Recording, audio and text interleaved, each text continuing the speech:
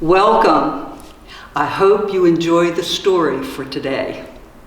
There once was a king who ruled his small country fairly and with great love. Oftentimes, he would take off his crown and disguise himself and go into the village so that he could mingle with his people and listen to them and find out what they thought about life in the kingdom. One evening, as he was walking to the village, he saw a cottage, and the door was open and the windows were wide open, and there was a robust man sitting at his dinner table, eating a meal and singing. Well, the king was curious, so he went up and he knocked on the door and he said, "Is a stranger welcome here?" And the man said, "Oh, a visitor. A visitor is a gift of God. Please come in now. Have supper with me." And so the king sat at his table. There was plenty of food, but it was very simple food. But they talked and they clicked right away, becoming friends. But before the king left for the evening, he said to the man, "What is your trade?" And the man said, "Well, I am a cobbler. You see, I go into the village every day, and I take my tools, and I fix people's shoes, and they give me pennies. I put them in my pocket, and at the end of the day, I spend it all on my evening meal." And the king said, "You spend all of your money? You do not save some for an emergency? Well, what if you can't work tomorrow?" And the man said, "Tomorrow is in the hands of God. He will provide, and I'll praise him day by day." The king couldn't believe his ears. He thought he should test the peasant to see if his faith were that strong. The next day, the cobbler picked up his toolbox, went into the village, and prepared to fix shoes.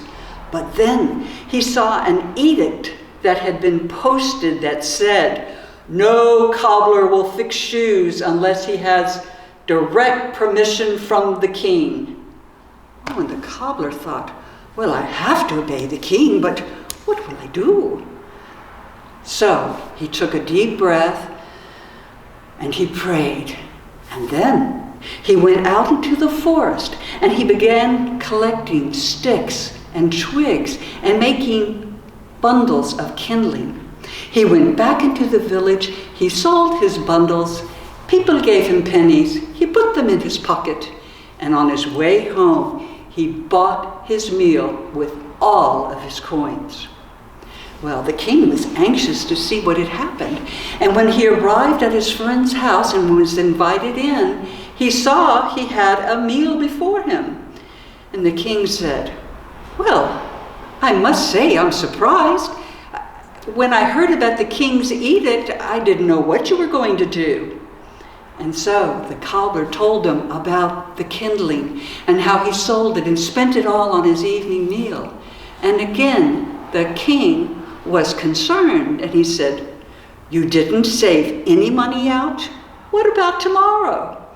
And the man said, "Tomorrow is in the hands of God. He will provide, and I'll praise him day by day." Well, the king was a little irritated at the naivete of his friend, and so he came up with another plan.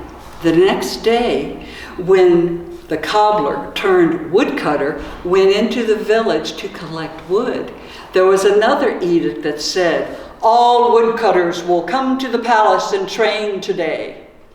And so he obeyed his king. He went to the palace, and at the palace, they gave him a sword, and all day long they trained to be soldiers. And at the end of the day, he was very hungry. He had worked up an appetite. And so all of the new soldiers lined up to be paid, but they were given no wages.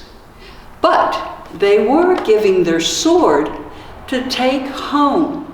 and to bring back the next day. The man was so hungry, and he thought, what would he do? And so he took a deep breath, and he prayed, and he went into the village. He took his sword and went to a pawn shop, and there they took off the blade, and he was given money for the blade. And he went home. At home, he fashioned a wooden blade for his sword. He attached it to the hilt and placed it in his sheath. The king showed up that evening and saw the man eating once again, and he was surprised. And he said, how is it that you are having a wonderful meal? I know that you did not get paid today. And the man told him what he had done. And the king says, but what if they have a sword inspection tomorrow? And the man said, well, tomorrow is in the hands of God. He will provide, and I'll praise him day by day. Well, the next morning, he took his wooden sword in its sheath, and he went and reported for the day. But the captain of the guard came to him and he said, you will be executioner today. That man has been condemned to die, and you will cut off his head with your sword. And the man said, I am a gentleman. I've never hurt anyone in my life. I cannot do it. And the man said, you must obey your king. Oh, the man's brain was reeling. He was not knowing what to do. And so he took a deep breath and he prayed.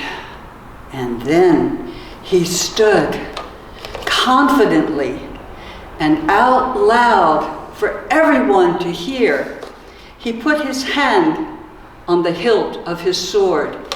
He put his other hand up to heaven and he prayed, dear Lord, it is only you who knows who is truly innocent and who is truly guilty. And Lord, if this man be guilty, may my blade be sharp and my arm be strong. But if this man is innocent, well, may my sword be made of wood. Amen. And with that, he withdrew the sword to show everyone the wooden blade, and everyone gasped. And the king came down, and he smiled, and he revealed his true identity to his friend, and he said, today, you will come and be my guest, and I will be your host. You will live in the palace, and you will eat at my table every day. What do you think about that? And the man said, well, I say that the Lord hath provided, and you and I together will praise him day by day. I wonder how God provides for you during these times of trials.